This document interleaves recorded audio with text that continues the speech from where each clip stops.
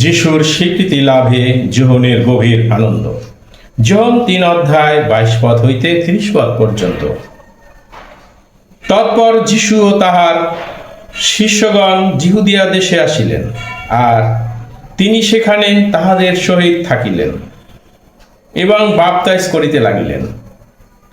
আর যোহনও শালিমের নিকটবর্তী ঐননে বাপ্তাইজ করিতেছিলেন, কারণ সেই স্থানে অনেক জল ছিল, আর লোকেরা আসিয়া বাপ্তাইজিত হইত, কারণ তখনও যোহন কারাগারে নিক্ষিপ্ত হয় নাই। তখন একজন জিহুদীর সহিত সূচীকরণ বিষয়ের যোহনের শিষ্যদের তর্ক হইল।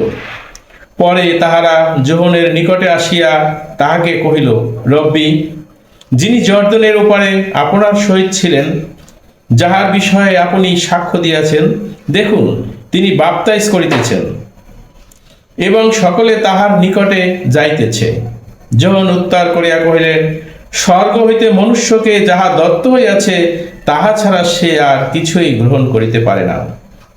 তোমরা নিজেরাই আমার সাক্ষী যে আমি বলিয়াছি, আমি সেই খ্রিস্ট নহি, কিন্তু তাহার অগ্রে প্রেরিত হইয়াছি।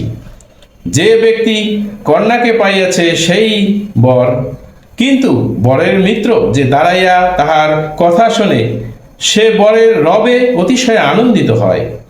অতএব আমার এই আনন্দ পূর্ণ হইল। উহাকে বৃদ্ধি পাইতে হইবে, কিন্তু আমাকে হ্রাস পাইতে হবে। পাঠ সমাপ্ত। প্রভুর বাণী। প্রভুর বাণীর জয় হোক।